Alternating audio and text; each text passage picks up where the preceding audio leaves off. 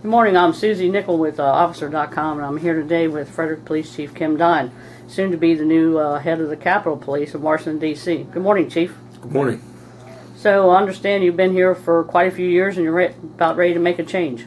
Yes, ma'am. I'll apologize for the state of the office and for my attire because I'm in the process of moving after spending about 10.5 years here as Chief of Police in the city of Frederick, second largest city in the state. I have been honored to have been selected as the next Chief of Police for the United States Capitol Police. So tell me a little bit about what the Capitol Police does. Well, the U.S. Capitol Police is a stellar federal organization, has the highest reputation around, I think, for policing agencies, and they probably have the most unique set of roles and responsibilities of any police department in the country in terms of physical security and VIP protection, and obviously protecting the symbol of freedom, the most important symbol of freedom in the world, as well as policing part of Capitol Hill.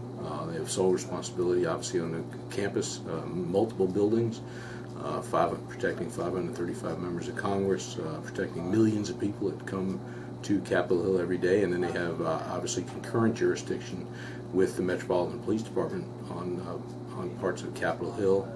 And as you know, prior to coming here to Frederick, I spent 27 years with the Metropolitan Police Department in Washington, D.C., where I was fortunate enough to be able to rise up through the ranks and retire as an assistant chief.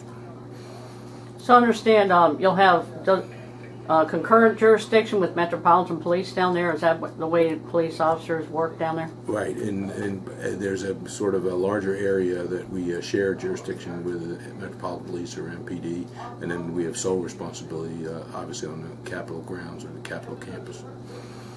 So tell me what some of your earliest challenges are going to be. I understand we have an inauguration coming up and you'll be thrown right in the middle of it. We do. Obviously they've been planning for that since last year, as have all the other agencies as well. But we'll be jumping right into the middle of that, and that's a huge responsibility, as you know, and a very major event. In fact, interestingly enough, we've sent something we started when I got here. We sent officers from the Frederick Police Department down to assist the Metropolitan Police Department in the last two inaugurations, and we're doing that again this year. So we'll all be working together again. I understand in your previous position you also went through a few inaugurations down there with Metropolitan. Exactly. After with 27 years with MPD, we obviously had a number of inaugurations. So I've been through it in various situations at various ranks as well. Tell me a little bit about Frederick, Maryland, and what's been going on here during your tenure here. Well, Frederick, as you know, is the second largest city in the state of Maryland, and I think we've done a lot of good things during the last 10.5 years. As the population has risen over the last 10 years, reported Part 1 crime has declined, so there's a good downward trend. We've significantly enhanced the use of technology across the agency. We've had a great impact on improving training, and we've built a lot of bridges across the city with a number of communities, and historically communities in any urban place, the people that perhaps need us the most, whether it's the immigrant community, the African American community, the deaf community, gay, lesbian, bi, transgender community. We've been working with them a lot in the last several months. So we've built a lot of bridges, and we've instituted a true community policing strategy, as well as a very effective intelligence-led policing strategy. So we can articulate how both of those work. They permeate the entire agency in terms of how we do business. Every agency every division in the agency plays a key role in terms of our community policing and intelligence-led policing strategies, and they've been effective. Folks have done a great job here. I understand you kind of boosted technology, and because of that you're seeing as the population rises, even Part 1 crimes are declining across the city. Is that right? That is right.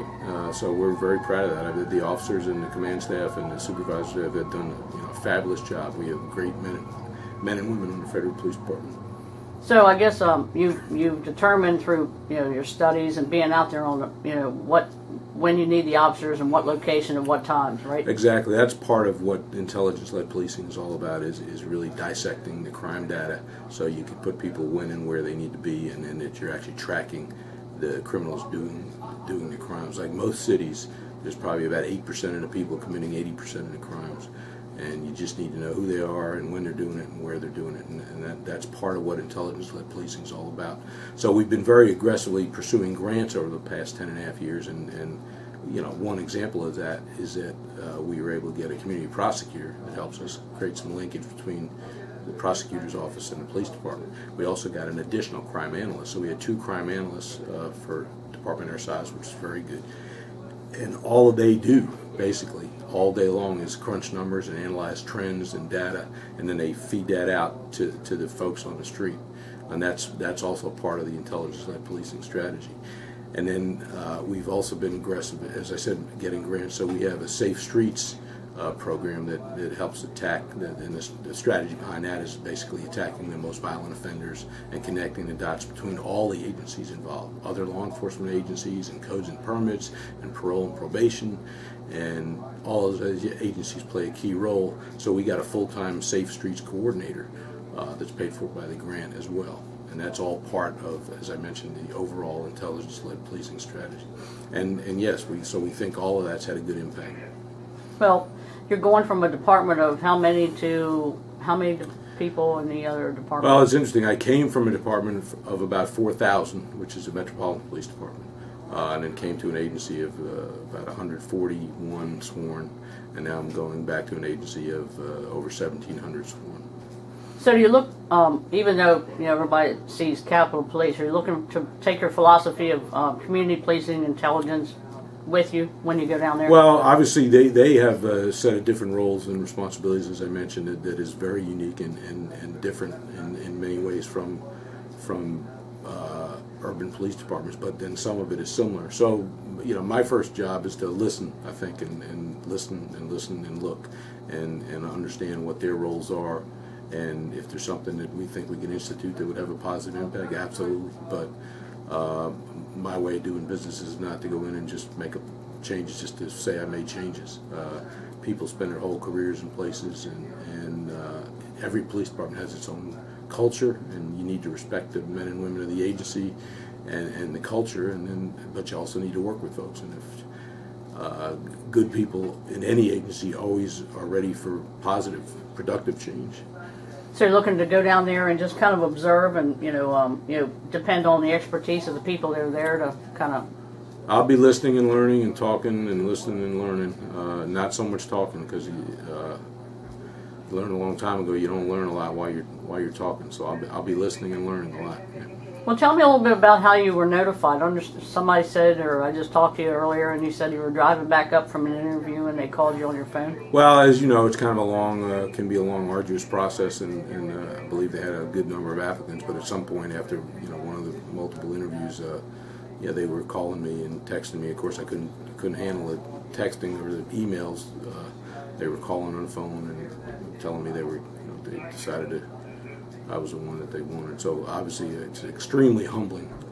I've just had the incredible honor of being able to serve one of the finest large urban police departments in the country, which is the Metropolitan Police Department, and then having spent 10.5 years here in the city of Frederick, and I consider the FPD one of the finest mid-sized police agencies anywhere. We have some great people, and now to have the opportunity to go to a stellar federal agency with just an incredible reputation is quite an honor. So you're looking forward to the challenges down the road? I am. I'm very excited. Okay, Chief. Thanks for your time today. Appreciate it. Thank you very much. Appreciate it. That wasn't too